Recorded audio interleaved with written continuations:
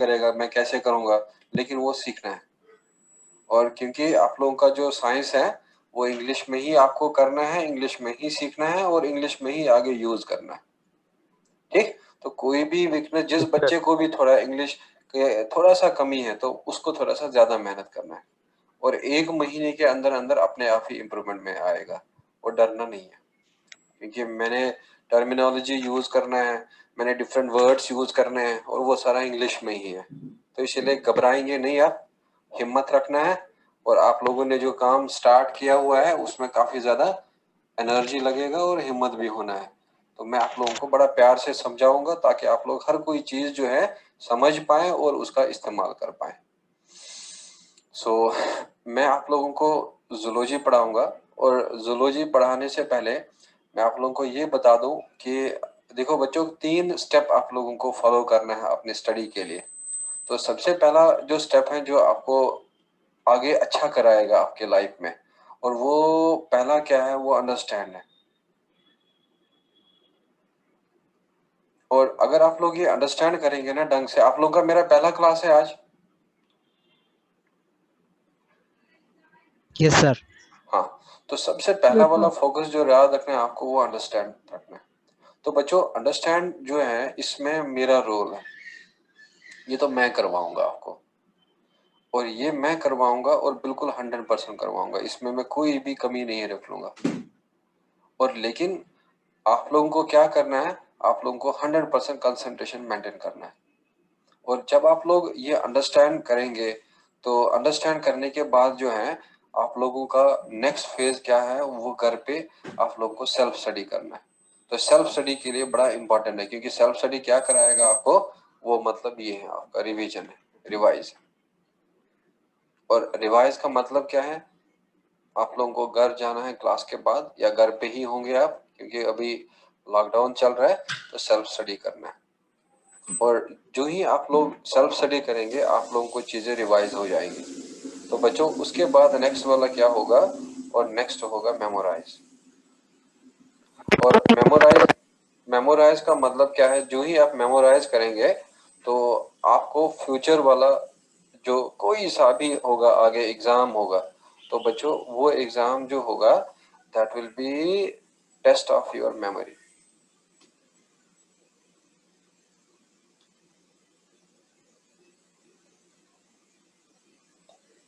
वो test of your memory होगा।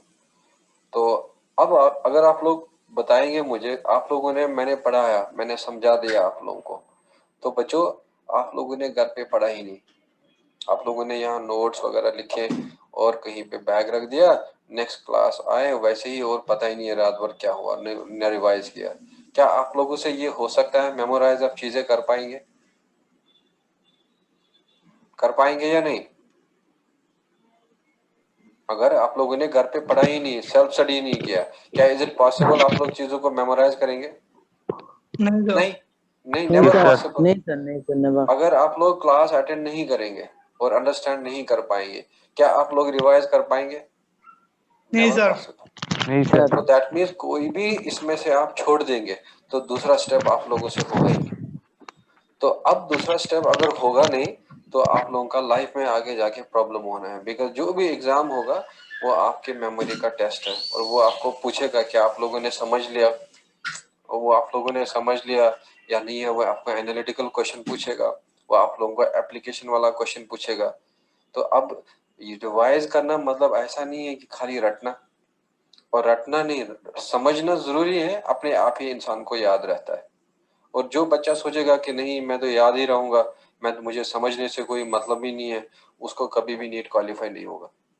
तो रटना भी है, लेकिन उससे पहले समझना है। तो समझना बहुत जरूरी है, बिकॉज आप लोगों को एनालिटिकल क्वेश्चंस पूछे जाते हैं नीट में, और जिसमें समझना बहुत ही एसेंशियल है। तो अब आप लोगों को मैं यहाँ पे एक एग्जाम करूंगा, और मैं आपको देखूंगा आप लोगों की मेमोरी क्या शार्प है या नहीं है, क्या आप लोगों ने अंडरस्टैंड किया है, क्या आप लोगों ने रिवाइज किया है, क्या आप लोगों ने अभी मेमोराइज किया है। मैं आप लोगों से बता दूं कि आप लोग मुझे उस एनिमल का नाम बताओ जो कि डिजीज कॉज करता है हमारे इंटेस्टाइन में रह के, और उस डिजीज का नाम जो है एलिफेंटिएसिस है। डिजीज का नाम एलिफेंटिएसिस है और डिजीज जो करता है एनिमल, उस एनिमल का नाम आप लोगों को बताना है। चलो जल्दी से। नहीं पता या नहीं याद? क्यों? क्योंकि जब टीचर ने आपको 9th में पढ़ाया था एनिमल किंगडम, और वहां पे आप लोगों ने ध्यान ही नहीं दिया। अब देखो, मैं आप लोगों को एक इजी सा चीज पूछूंगा और जो आप लोगों को बड़ा मजा आया था सुनने में, वो टीचर ने आप लोगों को मैं आप लोगों को कहूंगा कि कौन सा पार्ट ऑफ द सेल को हम लोग कहते हैं power house of cell? Mitochondria. Very good, mitochondria, है ना? तो अब अगर मैं आप लोगों से पूछूं which is the power house of cell, आप लोग कहेंगे माइटोकॉन्ड्रिया। मैं आप लोगों से पूछूंगा the cell organelle which produces energy in this cell, आप लोग कहेंगे माइटोकॉन्ड्रिया। तो मीन्स आप लोगों ने समझ लिया, आप लोगों ने याद रख लिया, रिवाइज किया था और आप लोग आंसर दे पाए। लेकिन जब मैंने ये वाला चीज पूछा था तो आप लोग आंसर नहीं दे पाए। क्यों? क्योंकि आप लोगों ने सही ढंग से शायद रिवाइज नहीं किया और न मेमोराइज करा।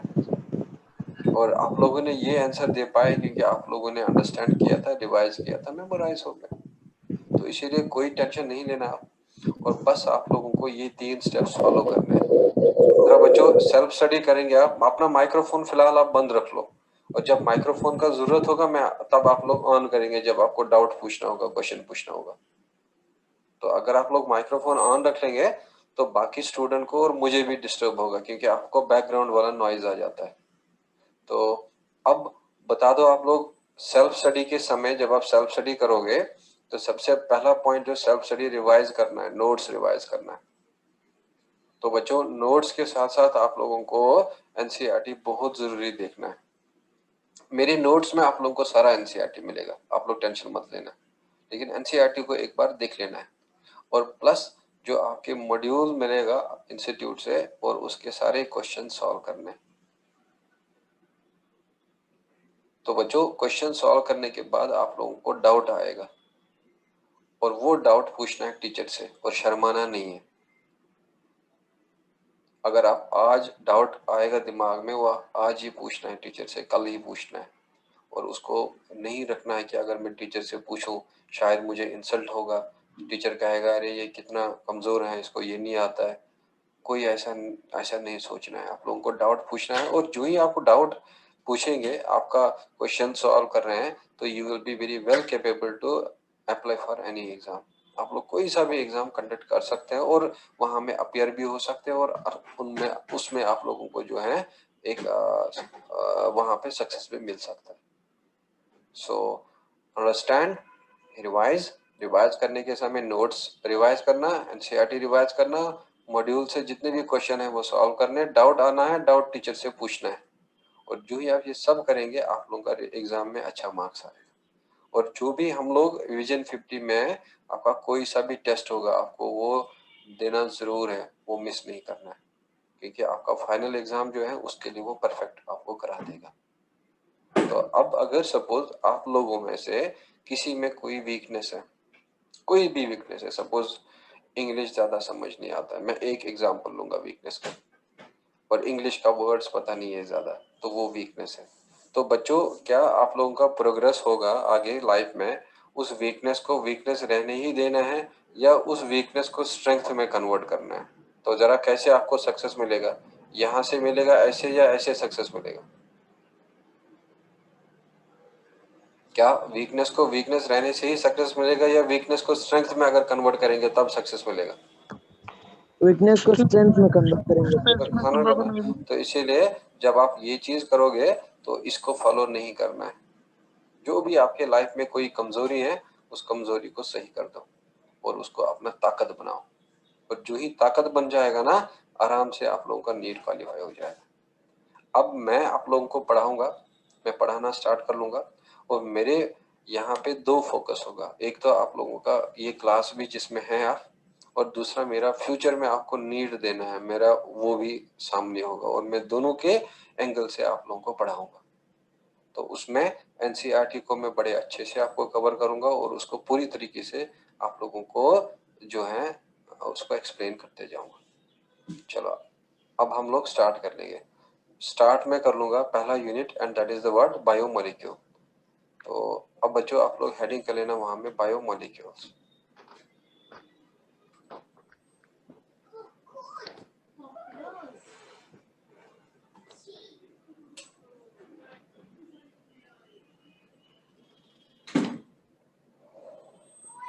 जरा कोई बताएगा मुझे बायोमोलिक्यूल्स का क्या लग रहा है आपको डेफिनेशन होना चाहिए?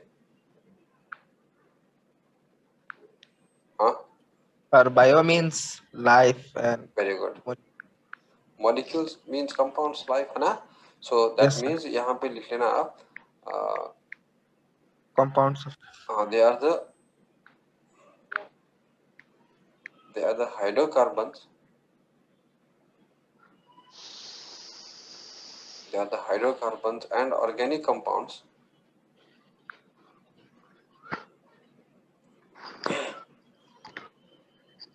they are the hydrocarbons and organic compounds that are present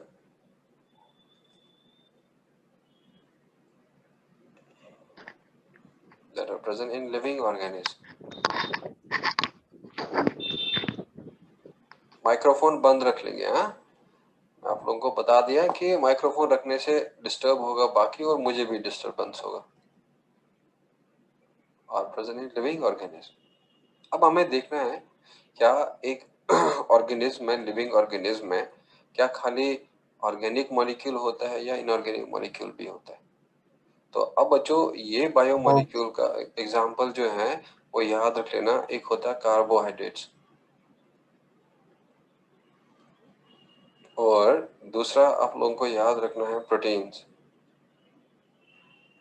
और तीसरा आपको याद रखना है फैट्स और आप लोगों को याद रखना है nucleic acids.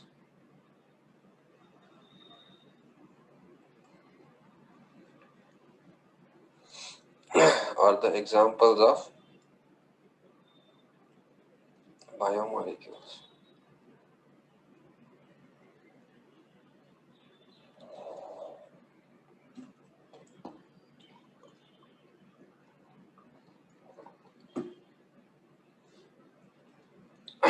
Carbohydrates, proteins, fats and nucleic acids are the examples of biomolecules। अब आप लोगों को याद रखना है यहाँ पे living organism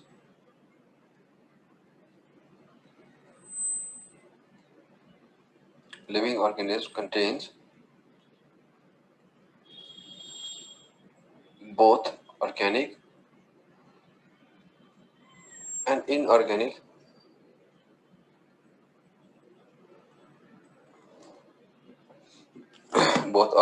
inorganic compounds।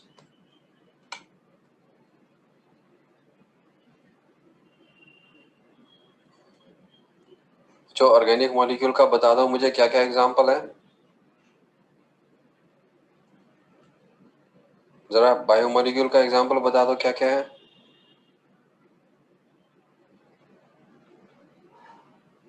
Carbohydrate है, प्रोटीन्स हैं, फैट्स हैं, न्यूक्लिक एसिड्स हैं। proteins ठीक है? तो अब हमें देखना है कि लेकिन हमें पता चला कि एक ऑर्गेनिज्म के अंदर ऑर्गेनिक मॉलिक्यूल भी होता है और इनऑर्गेनिक मॉलिक्यूल भी। अब हम देखेंगे इनऑर्गेनिक मॉलिक्यूल कौन कौन सा होता है। तो लिखो वाटर एंड आयंस और यह आयंस के ऑब्लिक लिख लेना minerals. Are they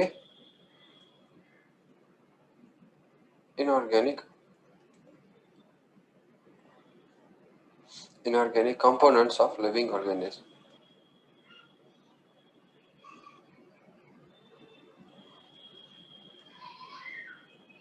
living organism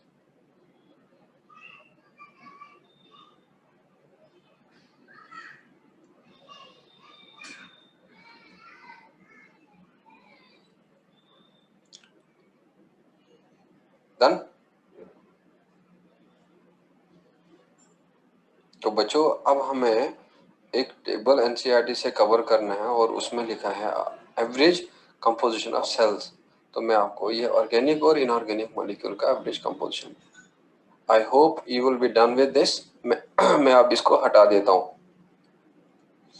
अगर मैंने हटा दिया और कोई बच्चा लिख नहीं पाया तो वो मुझे बता देगा, क्योंकि मैं इसको वापस भी ला सकता हूँ। तो नेक्स्ट जो है, सर यस, लास्ट टॉपिक रह गया है, वो लिख लेते हैं। हाँ हाँ लिख लो। और आप लोगों को डरना नहीं है, फ्रैंक रहना है। हाँ? मैं लगभग 14 ईयर से पढ़ा रहा हूँ, तो मैंने अभी तक किसी बच्चे को मारा ही नहीं होगा, तो इसलिए आपको डरना नहीं है और बिल्कुल रीजनेबल रहना है।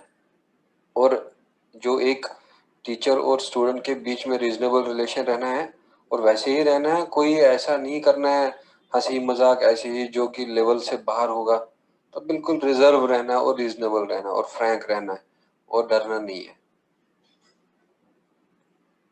Are you done with this now?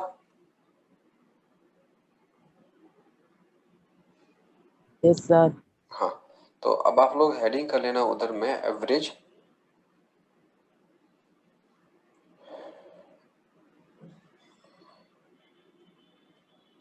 Average composition of cells और या average composition of living protoplasm.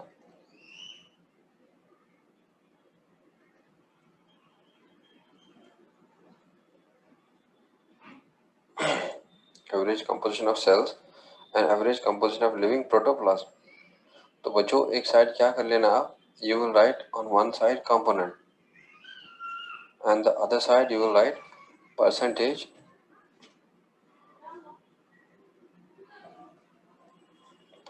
of the total cellular mass.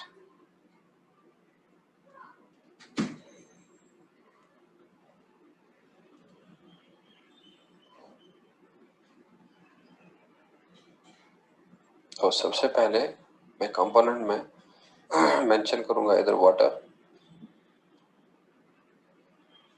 और बच्चों वाटर आपको याद रखना है, ये 70 to 90% होता है। और देन वाटर के बाद हम लोग सेकेंड वाला लिखेंगे प्रोटीन्स, और इसको लिख लेना 10 to 15%। और then third you can write nucleic acids,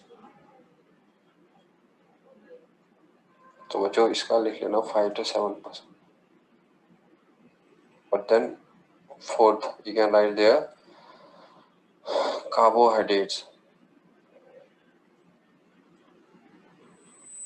और इसमें you can write 3%।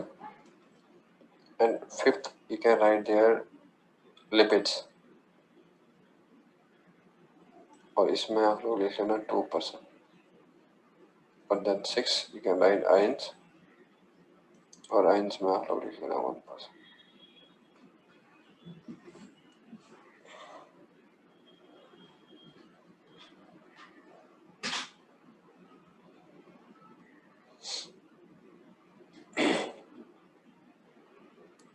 Are you done with this?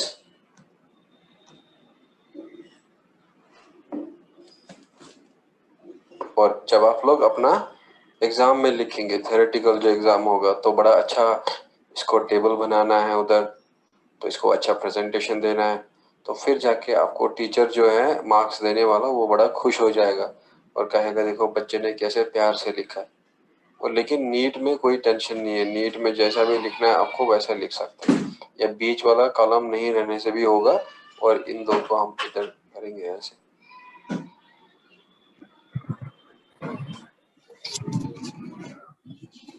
और बच्चों ये जो मैंने आपको चीज बता दिया, and this is in NCERT.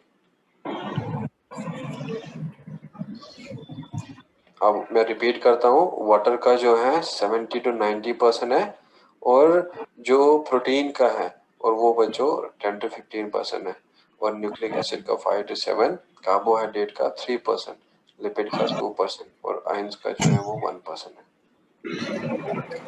Are you done with this?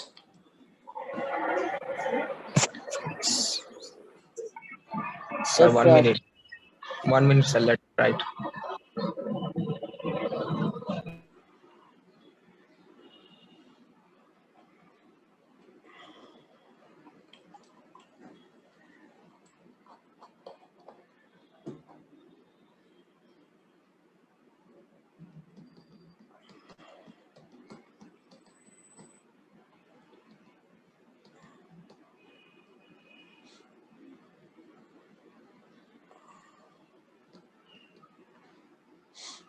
और जो बच्चा मुझे रोकने के लिए बोल देगा, वो जब फिनिश होगा वो तब भी बोल देगा सर हो गया।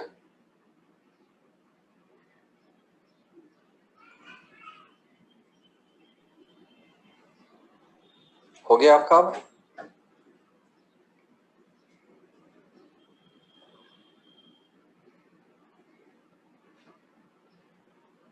चलो अब आप लोग नेक्स्ट क्वेश्चन लिख लेना उधर।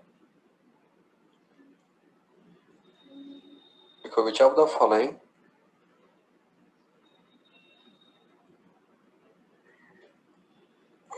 which of the following is most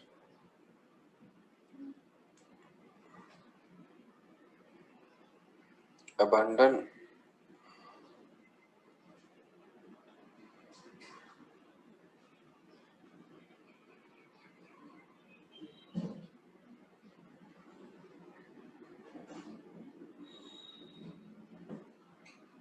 component of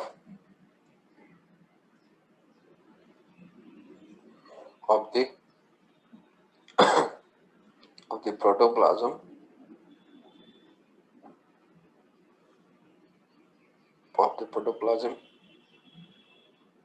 of living cell, या in the protoplasm of living cell।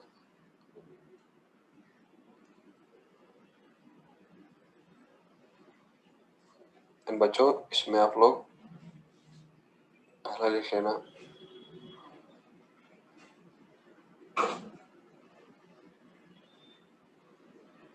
Proteins, सब लेना वाटर, तीसरा you can write nucleic acids,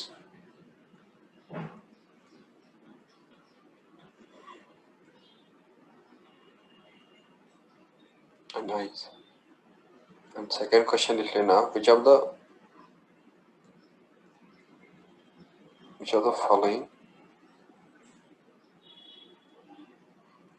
the following is most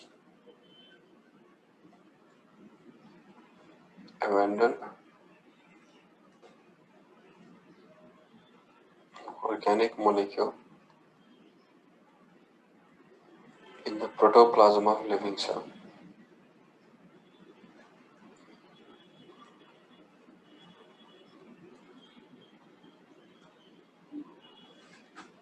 और इसका ऑप्शन लिख लेना water, second you can write their carbohydrates,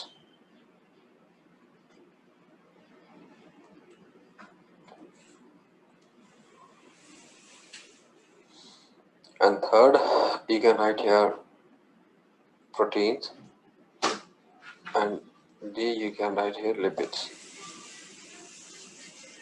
जरा बच्चों बता दो मुझे इन दो क्वेश्चन का आंसर क्या होगा। Sir, first one ions. First one Sir, ions. Ions, और दूसरे का? Sir, water. चलो, आयंस आपने किस बेसिस पे दिया?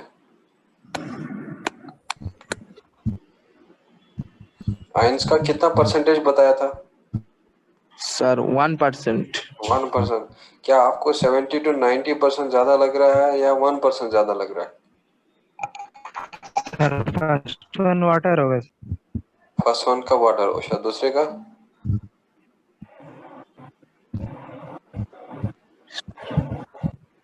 हाँ, बहुत इजी है, आप लोगों को बताया मैंने, और बस दिमाग लगाना है, डरने के बगैर, नॉलेज का जरूरत नहीं है, बस दिमाग लगाना है जो मैंने आपको बताया हुआ है।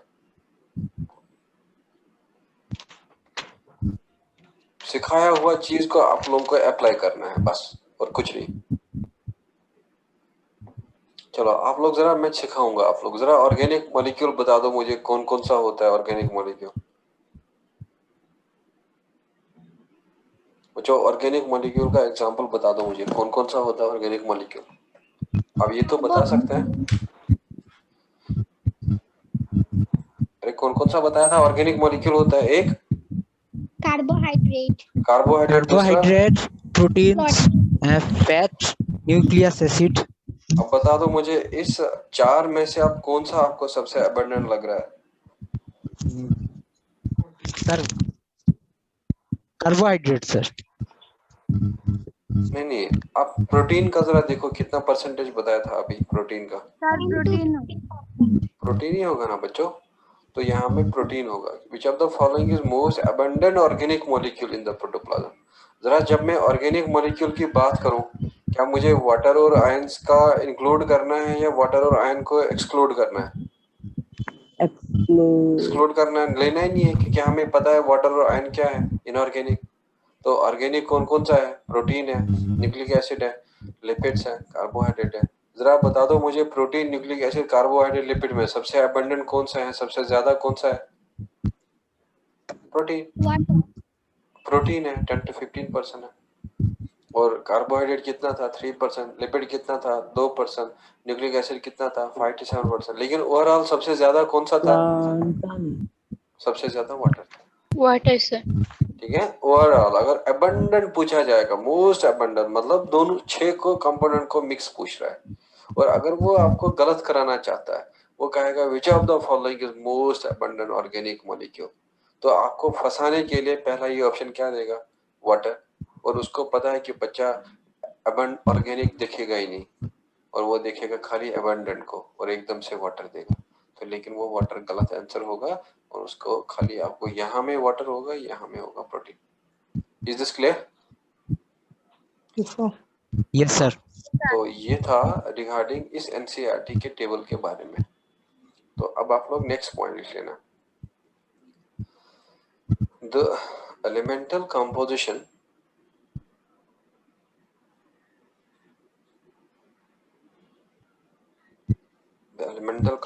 Of living organism,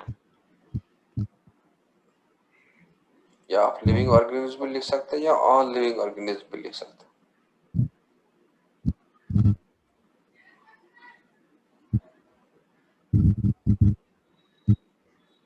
Or living organism is similar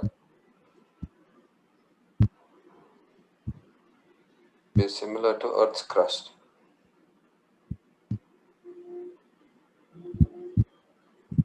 The elemental composition of all living organisms is similar to Earth's crust, but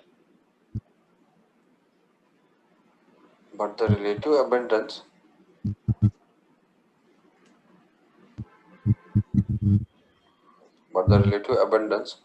of elements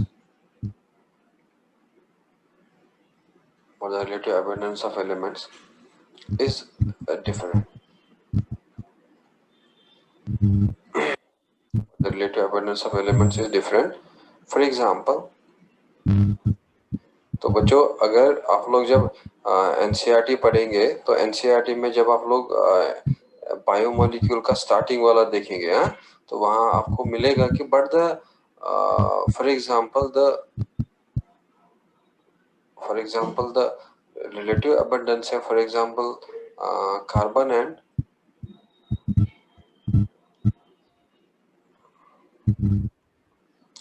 hydrogen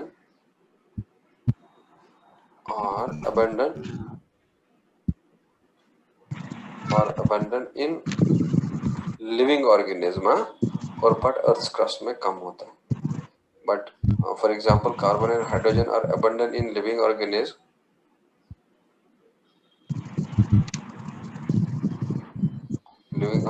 as compared to Earth's crust. किसी बच्चे का माइक्रोफोन ऑन है, वो please बंद रखें। मिहिर आलम सिद्दीक।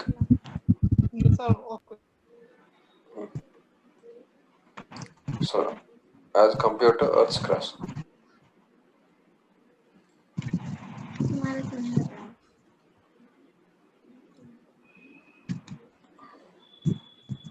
ये किसका microphone on है अभी? समीमा अख्तर, आप ये माइक्रोफोन बंद रख लो।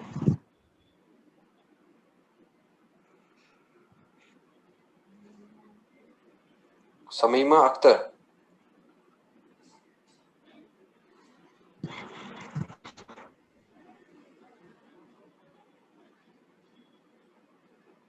चलो अब देखो बच्चों, मैं आप लोगों को ये समझा देता हूँ। ये पॉइंट एनसीईआरटी ने क्या लिखा है, तो इस पॉइंट को हमें समझना। और जहां जहां मैं एनसीईआरटी लिखूं, मतलब ये पॉइंट आप लोगों के लिए इंपॉर्टेंट है, ये याद ही रखना पड़ेगा। तो मैं अगर यहाँ पे लूंगा ह्यूमन बॉडी को, तो यहाँ मैं लूंगा, यहाँ मैं ह्यूमन बॉडी को, और ह्यूमन बॉडी में मैं डिफरेंट एलिमेंट्स का देखूंगा। तो मैं यहाँ पे हेडिंग करूंगा percentage weight of elements in human body. तो यहाँ पे आप लोग याद रख लेना, ह्यूमन में सबसे ज्यादा ऑक्सीजन होता है। तो बच्चों ऑक्सीजन के बाद कार्बन होगा, और कार्बन के बाद नाइट्रोजन होता है, और नाइट्रोजन के बाद हाइड्रोजन होगा। आप कहेंगे सर कितना परसेंटेज होता है इनका? तो बच्चों इस ऑक्सीजन का परसेंटेज जो है वो 65% होता है, और इस कार्बन का परसेंटेज 18.5% होता है, और इस नाइट्रोजन का परसेंटेज 3.3% होता है, और इसका परसेंटेज जो है वो 0.5 होगा। Is this clear?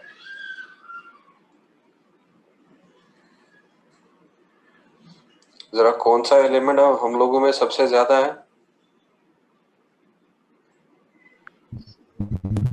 Oxygen. Oxygen है। जरा बच्चों क्या ये ऑक्सीजन और ये कार्बन और ये नाइट्रोजन और ये हाइड्रोजन अर्थ के क्रस्ट में होगा या नहीं होगा? क्या ऑक्सीजन होगा सर। होगा? गुड। तो यहाँ मैंने क्या लिखा? Elemental composition of living organism is similar to earth crust, means ये अर्थ के क्रस्ट में भी होगा। क्या बच्चों इतना ही परसेंटेज होगा या परसेंटेज डिफरेंट हो सकता है? डिफरेंट हो सकता है। Very good. बिकॉज यहाँ मैंने लिखा but the relative abundance of element is different. For example carbon and hydrogen are abundant in living organism as compare to the earth crust. तो यहाँ मैंने कौन सा लिविंग ऑर्गेनिज्म लिया? Human body. तो अब मैं इस ह्यूमन बॉडी की जगह में लूंगा अब अर्थ क्रस्ट को। तो लिखना आप यहाँ पे earth crust. Second, percentage weight of elements in earth crust. तो अब हम लोग क्या करेंगे, यहाँ से इस हाइड्रोजन को हटाएंगे और इस कार्बन को की जगह में हाइड्रोजन लाएंगे। तो ये मैंने यहाँ में हाइड्रोजन लाया और कार्बन इधर ही रख लेंगे, और यहाँ में हम लोग नाइट्रोजन रख लेंगे, ठीक है? और ये परसेंटेज हटा देंगे।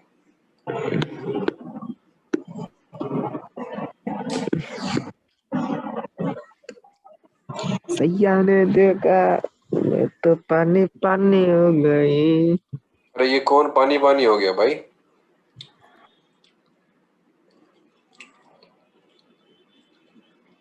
ये कौन बंदा है?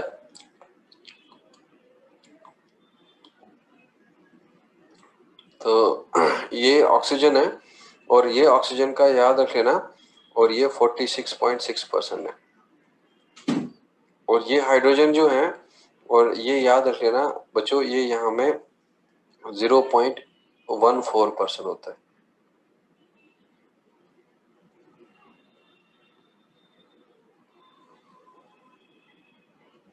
%0.14%। और ये कार्बन जो है, ये याद रख लेना 0.03% होगा। और बच्चों ये नाइट्रोजन जो है, ये लिख लेना आप, बहुत ही कम होता है, वेरी लिटिल होता है। और आप लोग जब एनसीईआरटी देखेंगे आज घर पे, तो वहां पे आपको ये परसेंटेज मिलेगा। तो अब बताओ क्या एलिमेंट्स का ऑर्डर सेम निकला या एलिमेंट्स का ऑर्डर अब डिफरेंट निकला between the human body and the earth crust? Different, sir. Different, लेकिन कंपोजिशन क्या है? सेम है।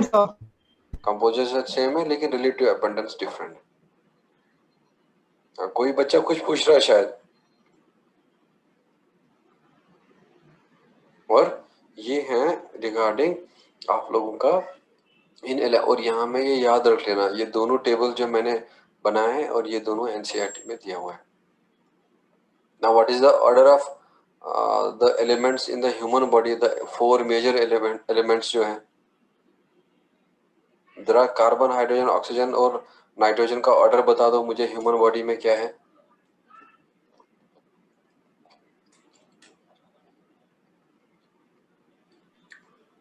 क्या सर?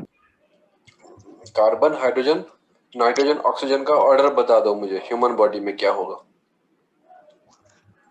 Oxygen 65%, carbon हाँ 18.5%, nitrogen 3.3%, and hydrogen 0.5%. means oxygen is greater than carbon, carbon is greater than nitrogen and nitrogen is Nitrogen.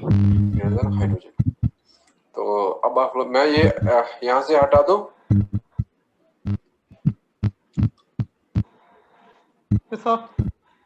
हाँ तो अब आप लोग नेक्स्ट पॉइंट लिख लेना इधर में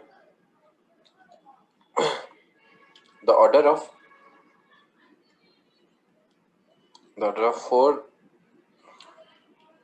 major elements in the biomolecules of living organisms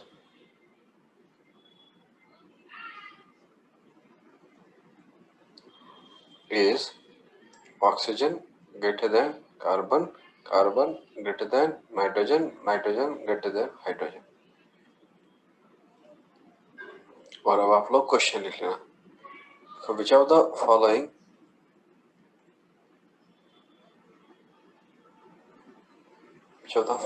is almost absent in human body?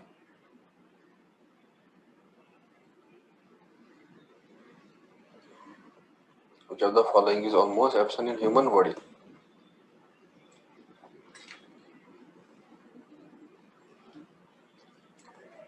तो इसमें आप लोग याद रख लेना, सबसे पहले लिख लेना सोडियम,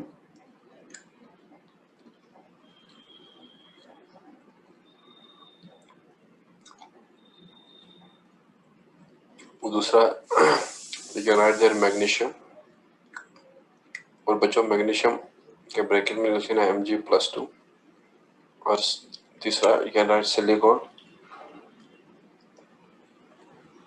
और सिलिकॉन जो है वो SI होता है, और D जो है you can write there calcium, और बच्चों इसमें लिख लेना Ca+2। अब बताओ मुझे कौन सा आंसर होगा इसका?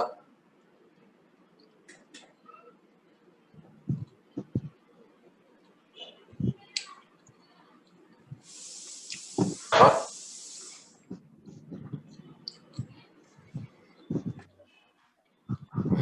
चलो मैं आप लोगों को बता दूं, इसमें आंसर जो होगा दैट विल बी सी। और अब मैं आप लोगों को यहाँ लिखाऊंगा कि क्यों हमें सी दिया आंसर। तो इसमें लिख लेना आप सिलिकॉन, सिलिकॉन इज नेग्लिजिबल। और नेग्लिजिबल का मतलब क्या होता है? Almost absent.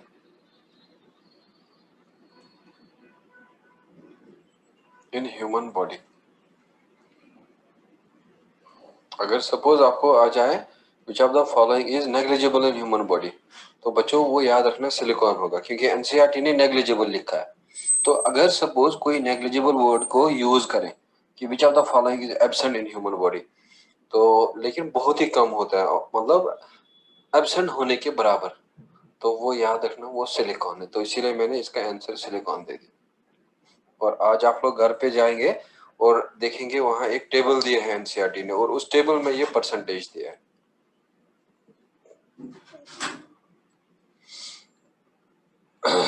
Are you done with this?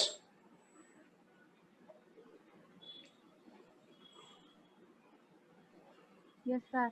क्या आप Yes, sir. एक लिविंग ऑर्गेनिज्म के अंदर अब खाली ऑर्गेनिक मॉलिक्यूल होता है या इनऑर्गेनिक मॉलिक्यूल होता है, या बोथ ऑर्गेनिक एंड इनऑर्गेनिक होता है?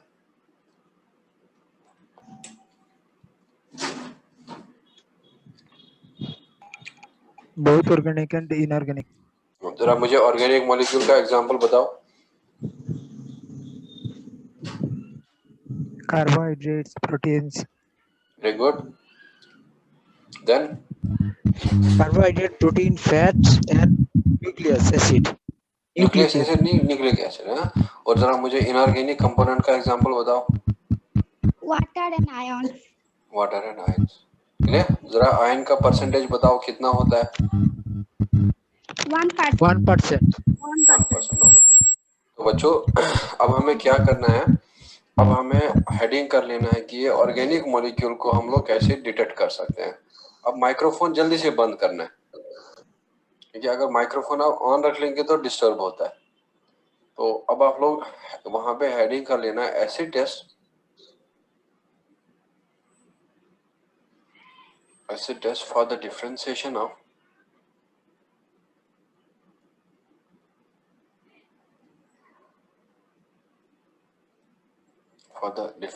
of organic molecules।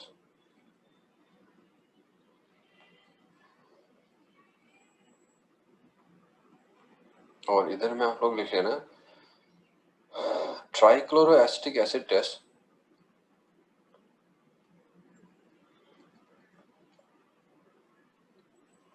Trichloroacetic acid. और बच्चों ट्राइक्लोरोएसिटिक एसिड मतलब क्या होगा, CCl3COOH।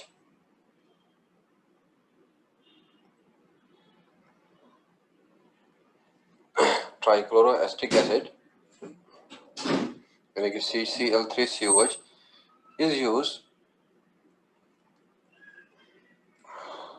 to break tissues and membranes of cells। Trichloroacetic acid is used to break the tissues and membranes of cells so that to release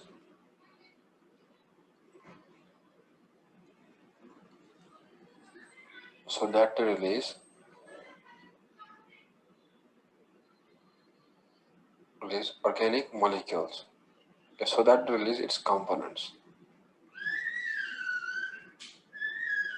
so that to release the components of cells।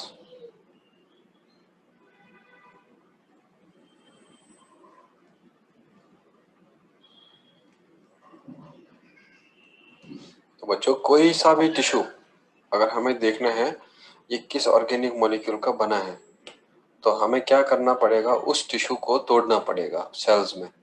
और जब हम उस tissue को sales में तोड़ेंगे और फिर cell के मेम्ब्रेन तोड़ेंगे, और सेल के मेम्ब्रेन तोड़ने के बाद वहां में उसके कंपोनेंट रिलीज हो जाएंगे।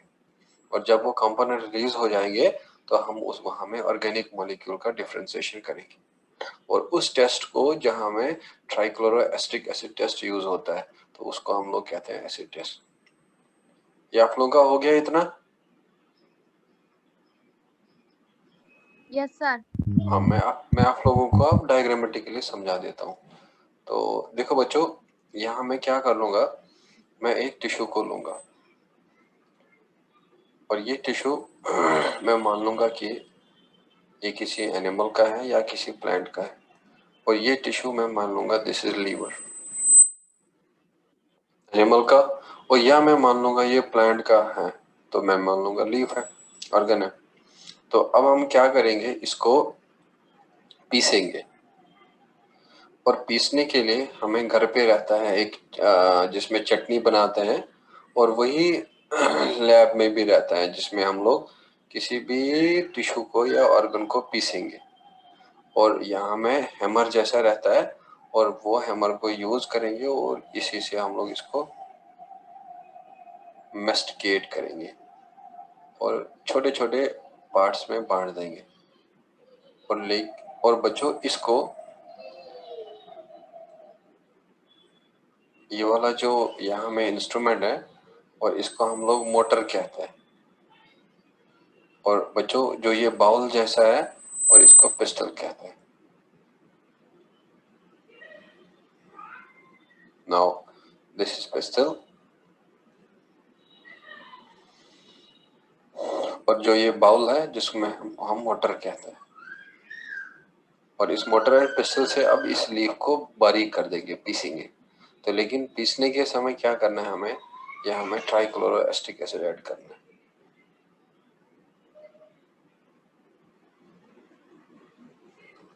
तो हम लोग इस ट्राइक्लोरोएसिटिक एसिड को, चलो हम लोग इसको ग्रीन से दिखाएंगे, या हम लोग इसको पर्पल कलर से दिखाएंगे। ये ट्राइक्लोरोएसिटिक एसिड और जो हमने इसमें ऐड कर दिया। अब हम लोग जब देखेंगे ये बाउल जो है, इसमें ये लीवर जो है पूरा बारीक हो जाएगा, टूट जाएगा, इसका पेस्ट बनेगा इस ट्राइक्लोरोएसिटिक एसिड में। तो ये हम लोग यहाँ में ये टिश्यू है और ये ट्राइक्लोरोएसिटिक एसिड है और जो इसके साथ मिला होगा टिश्यू के साथ। तो बच्चों इस पेस्ट को हम लोग कहते हैं स्लरी, और स्लरी मतलब क्या हो गया, थिक पेस्ट। तो बच्चों अब हम लोग क्या करेंगे, ये जो स्लरी बना इस मोटर में, बाउल में, और इसको हम लोग अब एक बीकर लाएंगे और उस बीकर में हम इसको पोर कर देंगे। और ये यहाँ में ये लाया हमने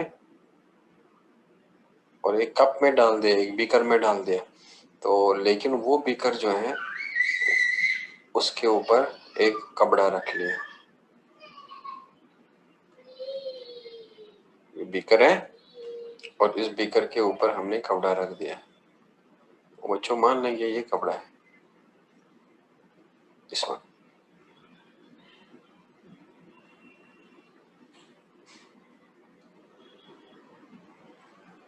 और जो इसका कंटेंट होगा और वो कंटेंट नीचे गिर जाएगा,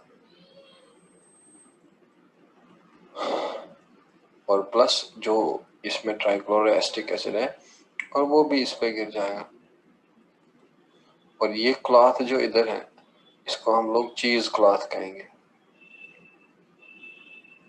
और यहाँ इसको कॉटन क्लॉथ कहेंगे। डन।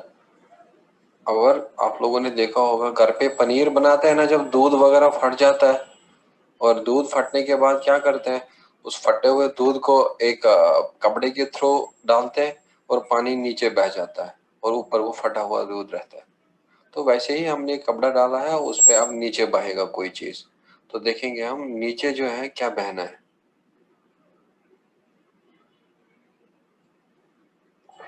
और यहाँ मैं एक कपड़ा रख लूंगा इधर, और बच्चों इस पे हम लोग थोड़ा सा पार्ट रख लेंगे जो नीचे नहीं गया, और इसमें से हम लोग थोड़ा पार्ट कहेंगे नीचे गया।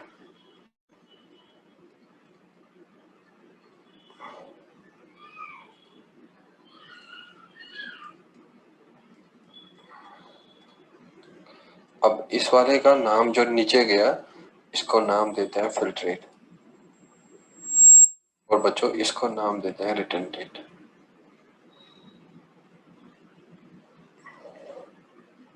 और यही है acid test.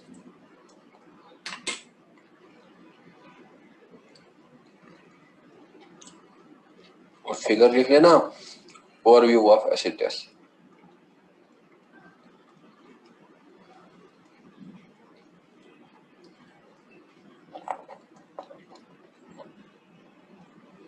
Are you done with this? Sir. सब लोगों का हो गया ये? Yes, sir. Yes, sir. तो हमने क्या करा, एक टिश्यू लिया और टिश्यू को पीसा मोटर एंड पेस्टल की वजह से जो घरों में रहता है चटनी बनाने के लिए, लेकिन पीसते के समय हमें ये एसिड डाला, ट्राइक्लोरोएसिटिक एसिड। तो ट्राइक्लोरोएसिटिक एसिड ने सेल्स का मेम्ब्रेन ब्रेक किया, मेम्ब्रेन ब्रेक करके उसका सारा बायोमोलिक्यूल निकाल दिया जितना भी है। तो अब उसी को हमने इस स्लरी को, जो थिक पेस्ट है, उसको हमने एक कंटेनर के ऊपर डाल दिया जिसपे हमने कपड़ा रखा था। तो कपड़े के थ्रू अब फिल्ट्रेशन होगा, ये वाला फिल्ट्रेशन होगा। तो जब फिल्ट्रेशन हो जाएगा तो कुछ चीज रहेगा कपड़े के ऊपर और कुछ चीज रहेगा नीचे, और जो नीचे जाएगा उसको फिल्ट्रेट कहेंगे और जो ऊपर रहेगा उसको रिटेंटेट कहेंगे। Now right the next one. लिखो इसमें the concentration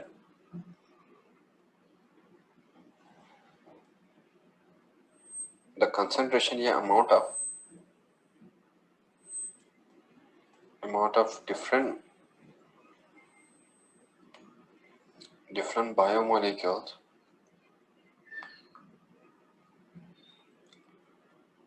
biomolecules in the protoplasm of cell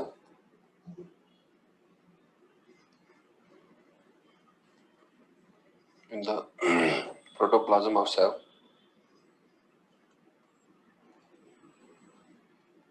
is called as cellular pool.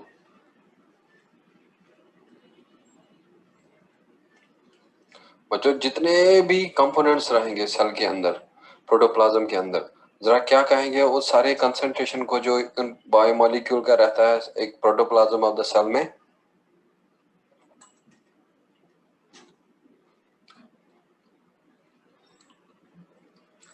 जैसे स्विमिंग पूल होता है ना, जरा बच्चों स्विमिंग पूल में क्या रहता है? पानी। और वैसे ही हम लोग का सेल के अंदर प्रोटोप्लाज्म होता है।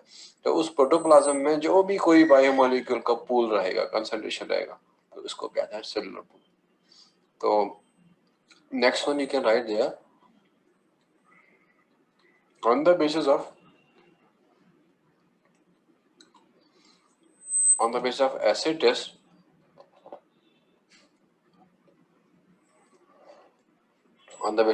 test, the cellular pool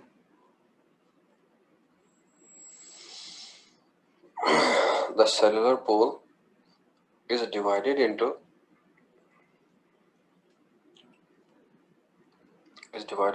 two fractions, that is acid soluble and acid insoluble.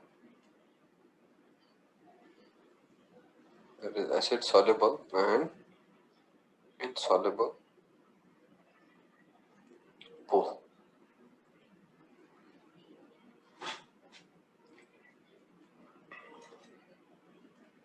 आप लोगों को समझ आ रहा है?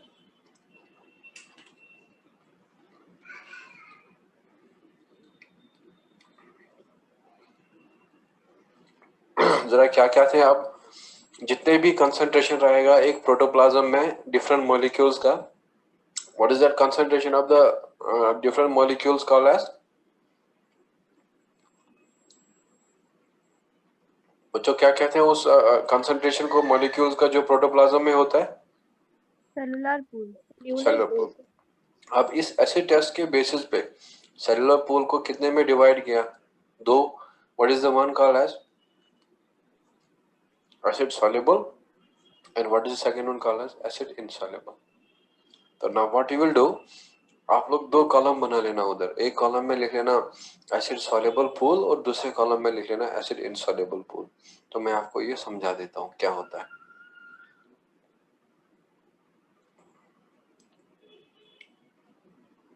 एसिड सॉल्युबल पूल और दूसरे में लिख लेना एसिड इनसॉल्युबल।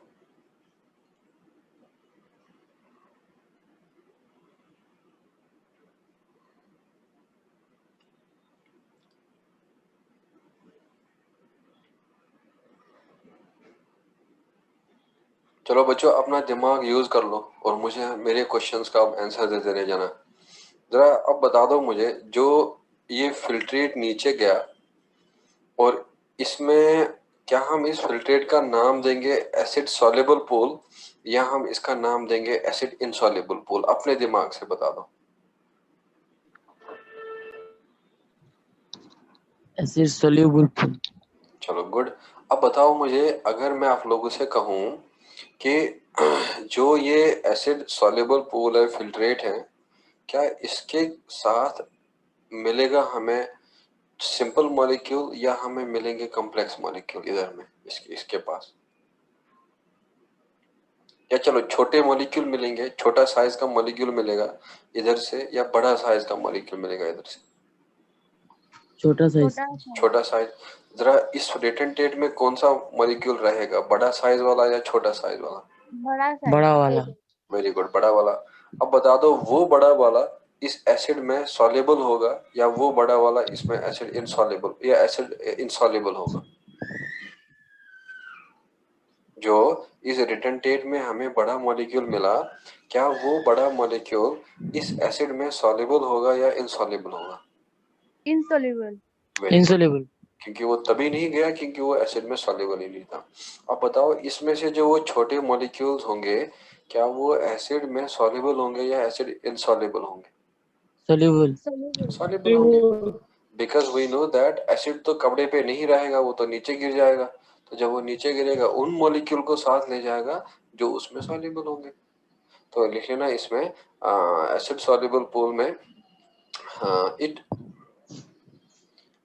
comprises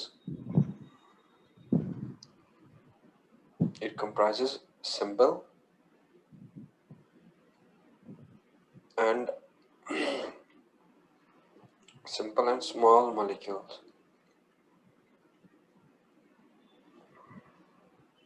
और इसमें लिख लेना it comprises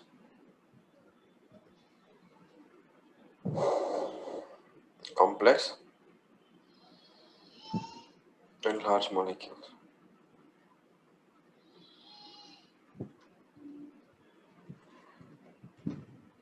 Large molecules.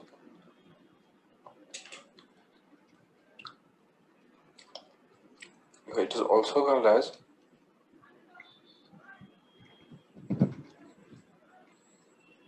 filtrate, और इसमें लिखना it is also called as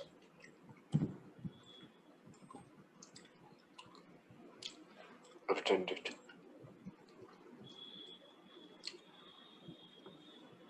और इसमें लिख लेना it roughly comprises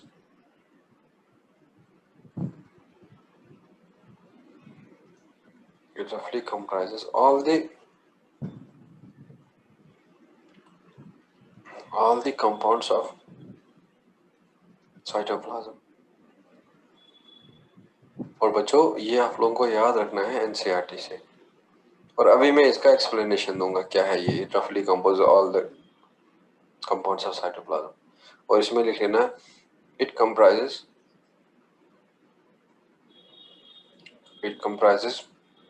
large molecule of cytoplasm,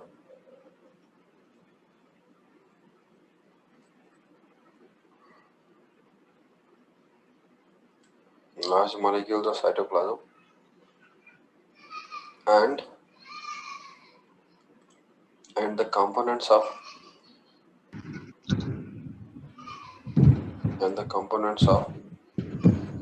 membranes, और membranes के ब्रैकेट में लिखना सेल मेम्ब्रेन, और बच्चों लिख लेना ऑर्गेनल मेम्ब्रेन।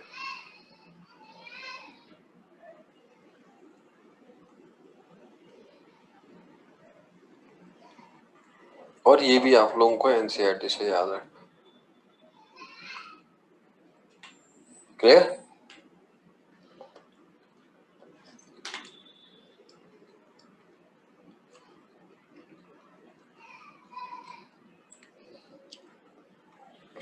अब किसको हम रिटेंटेट कहते हैं, एसिड सॉल्युबल पूल को या एसिड इनसॉल्युबल पूल को?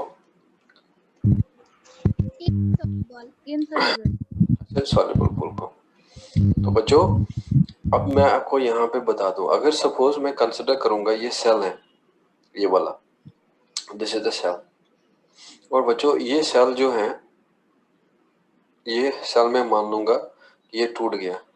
जरा इस सेल के ये वाला क्या होगा, ये मेम्ब्रेन है, और ये अंदर क्या है, साइटोप्लाज्म है। अब मैं मान लूंगा कि ये सेल टूट गया, तो बच्चों जो ही ये सेल टूटेगा तो अंदर वाला जो साइटोप्लाज्म खुल जाएगा, तो अंदर वाला साइटोप्लाज्म रिलीज हो जाएगा। तो अब उस साइटोप्लाज्म में ज्यादातर क्या रहता है, small molecules, simple molecules.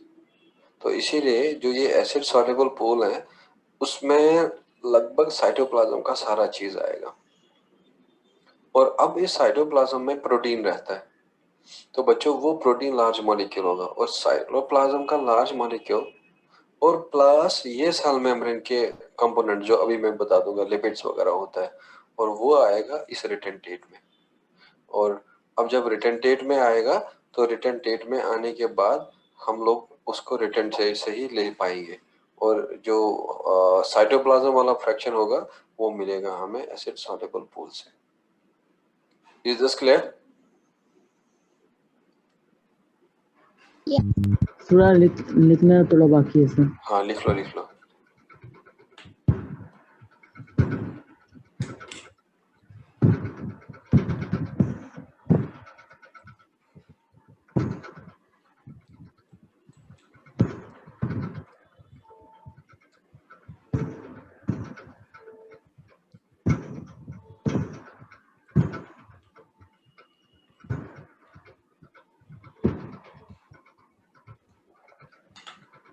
Sir खत्म हो गया sir.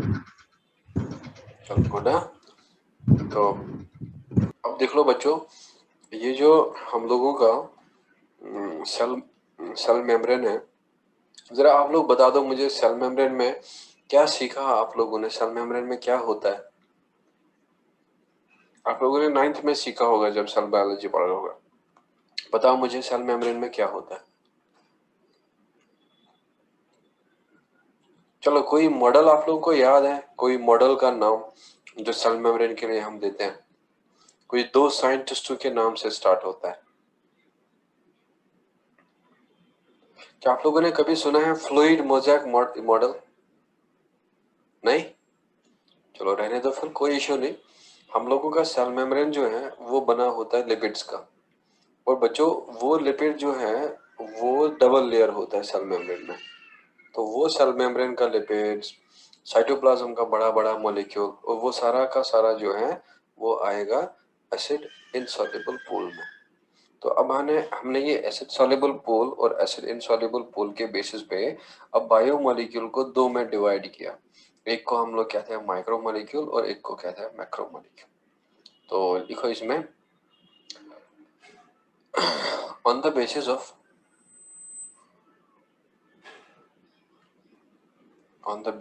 acid test, the biomolecules are divided into 2 types, that is bio micromolecules and biomacromolecule।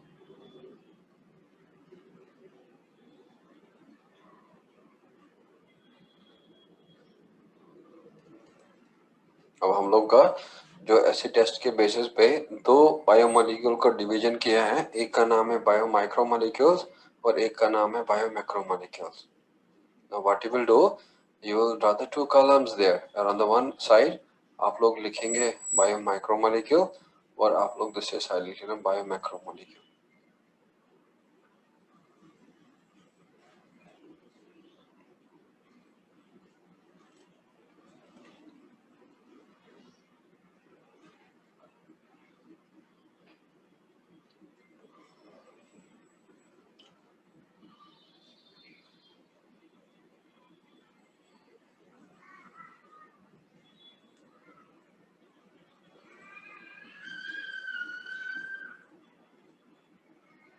और इसको हम लोग माइक्रोमोलिक्यूल भी कहते हैं, और दूसरा लिखना बायोमैक्रोमोलिक्यूल,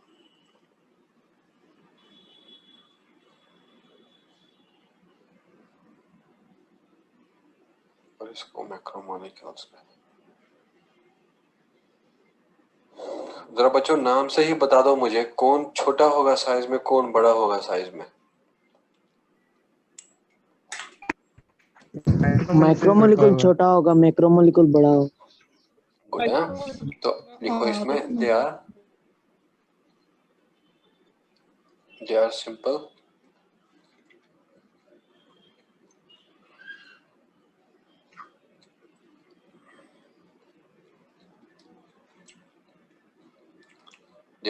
and small in structure, और यहाँ पे लिखना दे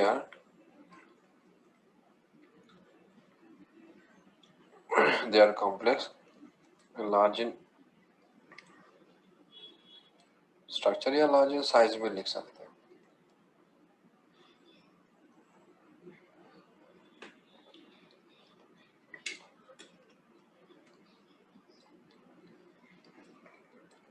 clear?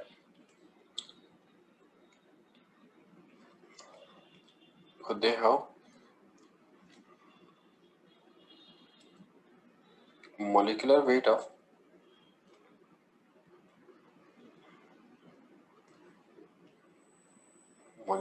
of less than 800 Daltons.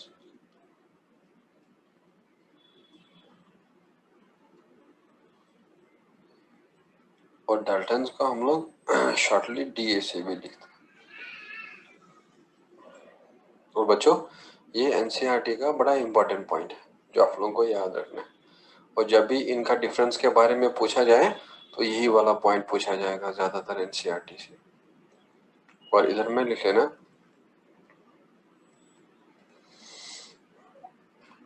they have molecular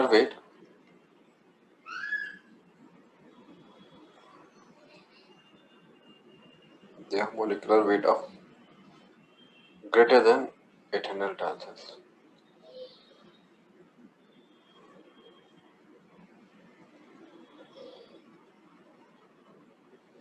जरा वाटर का ग्राम मोलिकुलर वेट बता दो कितना होता है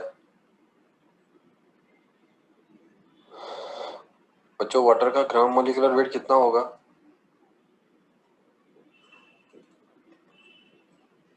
18 होता है molecular weight, 18 gram molecular weight water का। तो लेकिन वो ग्राम मोलिकुलर वेट को हम ऑल्सो कहते हैं डाल्टन, और इसीलिए हम लोग कहेंगे वाटर का जो ग्राम मोलिकुलर वेट है वो 18 डाल्टन है, और इन बायो माइक्रो मोलिक्यूल का मोलिकुलर वेट जो है वो लेस देन 800 डाल्टन होना चाहिए, और इनका जो है मोर देन 800 डाल्टन होता है। अब बता दो मुझे ये दो पॉइंट यूज करके क्या ये bio micro molecule acid soluble pool से मिलेंगे या ये मिलेंगे हमें एसिड इनसॉल्युबल पूल से? जल्दी, और ये बड़ा इजीली आप लोग बता सकते हो। टेल मी, क्या ये एसिड सॉल्युबल पूल से मिलेगा या ये एसिड इनसॉल्युबल पूल से मिलेगा? Acid soluble pool. Very good. क्यों?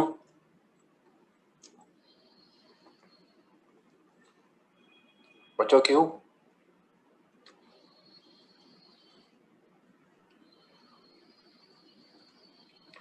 अरे एसिड सॉल्युबल पूल में कौन आया था, छोटा मॉलिक्यूल या बड़ा मॉलिक्यूल? छोटा सर। छोटा मॉलिक्यूल। तो अब ये बायो माइक्रो मॉलिक्यूल छोटा मॉलिक्यूल होता है या बड़ा मॉलिक्यूल होता है? छोटा। छोटा ही है, तो इसीलिए कहाँ से मिलेंगे ये एसिड सॉल्युबल पूल से, और ये वाला जो है ये हमें मिलता है एसिड इनसॉल्युबल पूल से।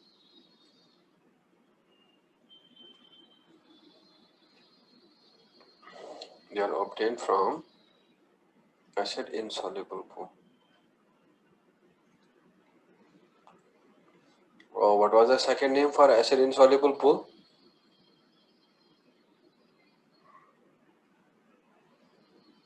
What was the second name for acid insoluble pool?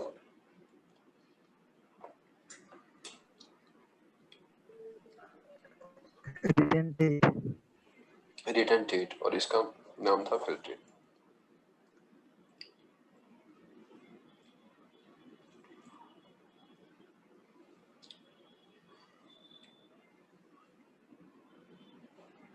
I hope you are done with this. Should I wait?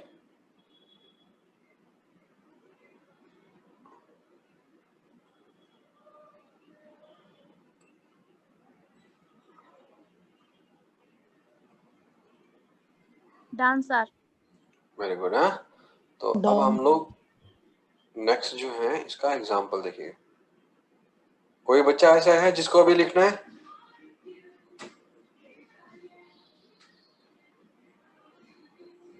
चलो अब आप लोग नेक्स्ट जो है नीचे एग्जांपल लिख लेना। तो बच्चों एग्जांपल लिख लेना आप मोनोसैकेराइड्स,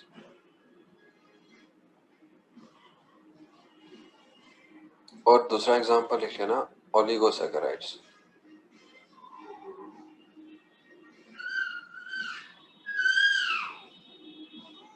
ठीक, और ये मोनोसैकेराइड और ये पॉलीसैकेराइड जो है दे आर कार्बोहाइड्रेट्स। और बच्चों इसमें एग्जांपल लिख लेना पॉलीसैकेराइड्स, और ये पॉलीसैकेराइड भी बच्चों कार्बोहाइड्रेट। अब कार्बोहाइड्रेट के तीन टाइप्स हैं, एक मोनो, एक ओलिगो, एक पॉलीसेकेराइड। लेकिन पॉलीसेकेराइड लिखेंगे हम ऐसे, दिस वन मैक्रो, और मोनोसेकेराइड और ओलिगोसेकेराइड आएगा माइक्रोमोलिक्यूल। एंड देन यहाँ पे नेक्स्ट लिख लेना आप एमाइनो एसिड्स, और इधर में आप लोग लिख लेना प्रोटीन्स। और बच्चों एमाइनो एसिड के बाद you can right here nitrogenous bases,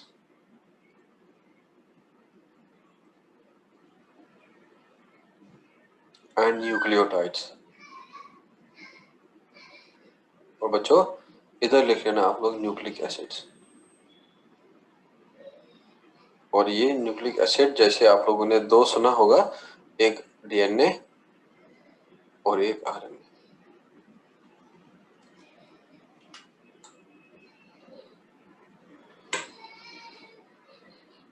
clear?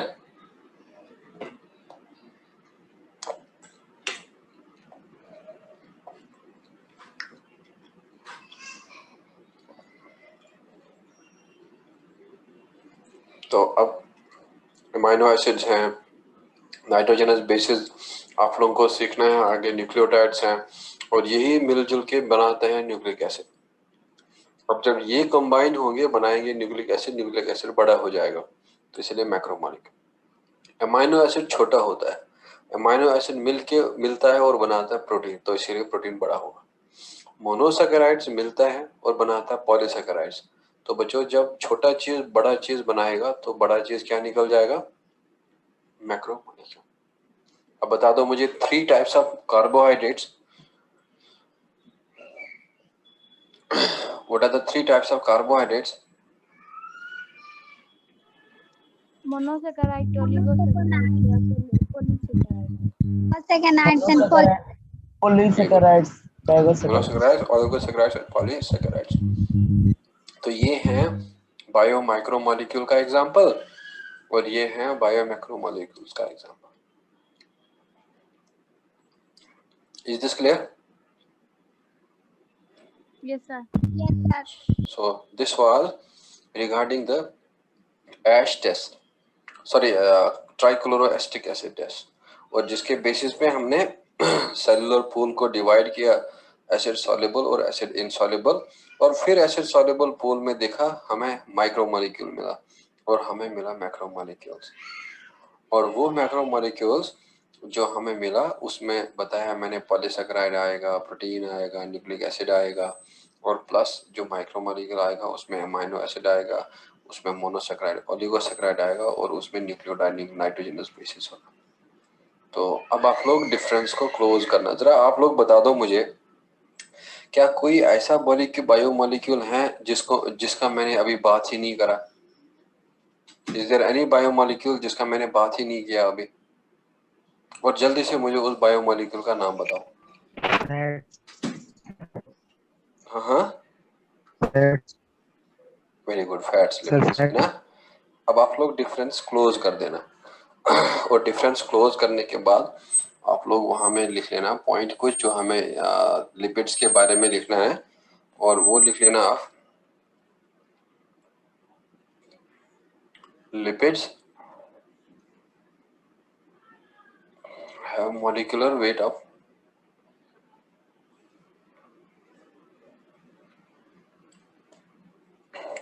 Weight of less than 800 Dalton's.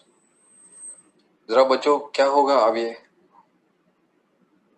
Micromolecule या macromolecule?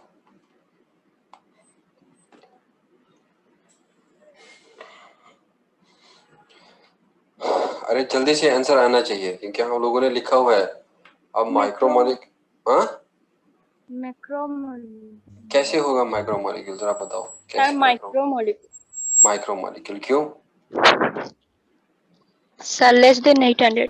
Very good, less than. अब बताओ क्या ये लिपिड मिलना चाहिए एसिड सॉल्युबल पूल से, या ये लिपिड मिलना चाहिए हमें एसिड इनसॉल्युबल पूल से? Acid soluble. Very good, As a acid soluble soluble pool. Pool. अब देखो यहाँ थोड़ा कहानी डिफरेंट है। तो देखो lipids have molecular weight of less than 800 Dalton's, but they are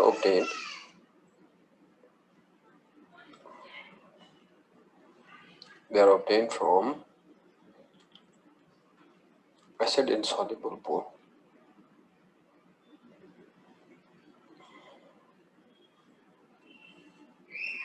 Acid insoluble pole due to their non-polar या hydrophobic.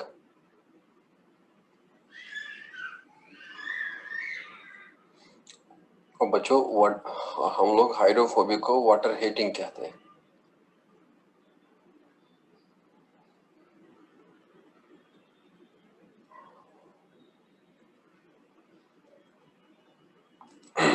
Due to their hydrophobic या due to their non polar nature या due to their water hating nature.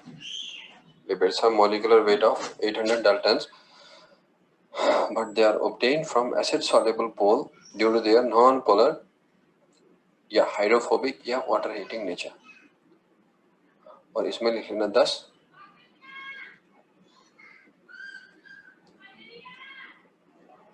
या इसे लिख लेना 10 लेना, but lipids are not, but lipids are not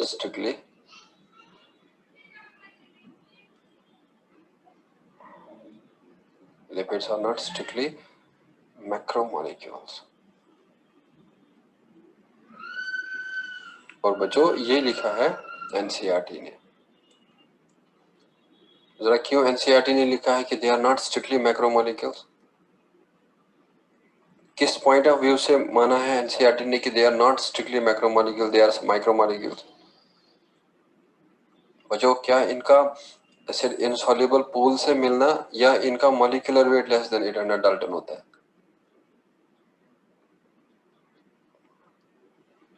हाँ, अच्छा आप लोगों से मैं ही कहूं कि lipids are not strictly macromolecule. क्यों? क्योंकि वो एसिड इनसॉल्युबल पूल से मिलता है या उनका molecular weight less than 800 Dalton है। अरे आवाज आ रही है नहीं?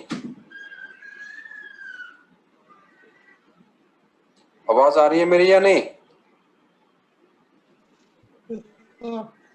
हाँ, तो क्योंकि लिपिड का molecular weight less than 800 Dalton है, तो इसीलिए लिपिड का molecular weight less than 800 Dalton की वजह से हम लोग इनको मैक्रोमोलिक्यूल नहीं कह सकते, but they are micro. Lipids are not strictly macromolecule, instead they are micromolecules.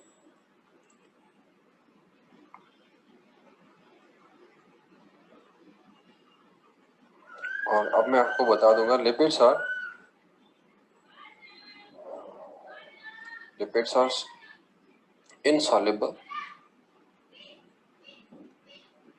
insoluble in polar solvents। और बच्चों पोलर सॉल्वेंट को हम लोग हाइड्रोफिलिक, और हाइड्रोफिलिक मतलब क्या होता है? Water loving.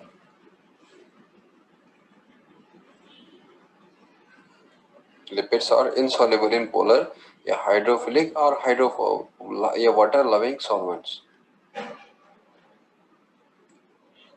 और फॉर एग्जांपल जैसे वाटर है या जैसे एसिड है, पोलर सॉल्वेंट, या जैसे acids and they are polar solvents. बच्चों अगर आप लोग पानी में तेल डालेंगे, ऑयल डालेंगे, क्या वो तेल पानी में मिल जाता है या वो तेल पानी के सरफेस पे आ जाता है? सरफेस जाता है। सरफेस में आ जाता है। बता दो क्या तेल वाटर लविंग है या तेल वाटर हीटिंग है? Water heating. वाटर हीटिंग है। तो वाटर हीटिंग को क्या कहते हैं ऑल्सो? हाइड्रोफोबिक। और बच्चों जो हाइड्रोफोबिक मॉलिक्यूल है उसमें कोई चार्ज नहीं होता, तो क्या कहते हैं उस अनचार्ज मॉलिक्यूल को? Non polar. लेकिन अब लिपिड्स हमें किसमें इनसॉल्युबल होता है?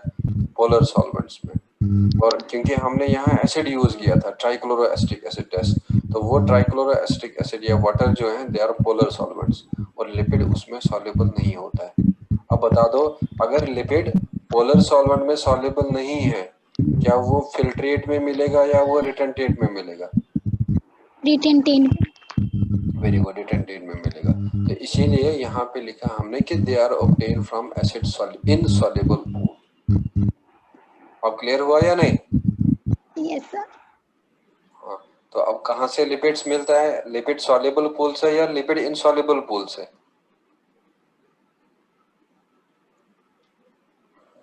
इनसॉल्युबल। इनसॉल्युबल। बच्चों क्यों मिलता है एसिड इनसॉल्युबल पूल से? क्यों मिलता है एसिड इनसॉल्युबल पूल से क्यों मिलता है? क्योंकि इसका non polar. Very good, because they are non polar. चलो अब आप लोग अपने दिमाग पे विश्वास रख लेना और आप लोग कॉपी को कम देख लेना और अपने दिमाग से आंसर दे देना। हम लोग 5 मिनट 4 मिनट बचे हैं, हम लोग को क्विक रिवीजन करेंगे जो हमने अभी तक पढ़ लिया। चलो आप लोगों में से बता दो मुझे, क्या एलिमेंटल कंपोजिशन अर्थ का क्रस्ट और लिविंग ऑर्गेनिज्म का सेम होता है या एलिमेंटल कंपोजिशन डिफरेंट होता है? डिफरेंट होता है।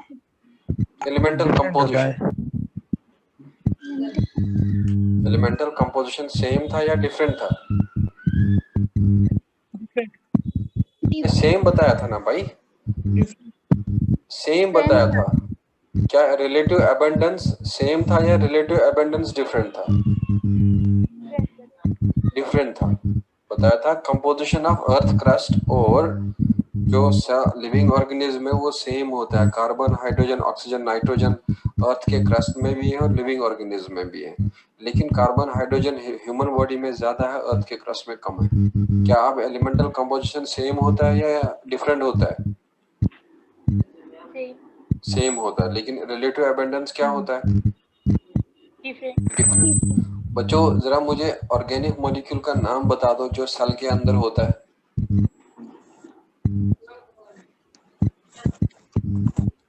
चलो नवोनीत बताएगा। नवोनीत मुझे ऑर्गेनिक मॉलिक्यूल का नाम बता दो जो सेल के अंदर होता है। Nucleic acid. और अरे जल्दी से बता दो भाई, न्यूक्लिक एसिड ही याद रहो, चारों रहना चाहिए याद, एकदम से fast. Carbohydrates, proteins, nucleic acids, fat. Very good है। चलो अब मुझे समीमा बताएगी कि what is the percentage of lipids in the protoplasm of cell? 2%. 2% है। चलो ये मोहम्मद महरुल will tell me कि how many what is the percentage of nucleic acid in a cell?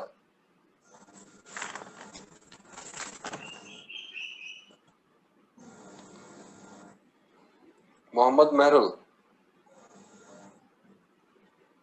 चलो there is one guy Tanzeel आलम। तंजील आलम, आप मुझे बताओ कि जो एसिड इनसॉल्युबल पूल है, एसिड इनसॉल्युबल पूल में कौन कौन सा मॉलिक्यूल्स आएंगे? एसिड इनसॉल्युबल पूल में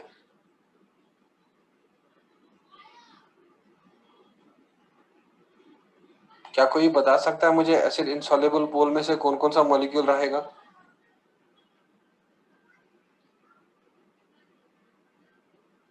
अरे एसिड इनसॉल्युबल पूल में कौन सा रख लेंगे, बायो मैक्रो मॉलिक्यूल या bio micro molecule? Bio macro molecule. तो बायो मैक्रो मॉलिक्यूल का क्या क्या एग्जांपल था? Protein, nucleic acid. Protein, nucleic acid था, पॉलीसैकेराइड्स था, है ना? और इनसॉल्युबल पूल में क्या आएगा? एमाइनो एसिड आएगा, ग्लूकोज आएगा, बाकी मोनोसैकेराइड आएगा, ओलिगोसैकेराइड आएगा। ठीक, तो इसको आप लोग प्लीज आज रिवाइज करना और नेक्स्ट क्लास में इसको मैं कंटिन्यू कर लूंगा। Is there any doubt?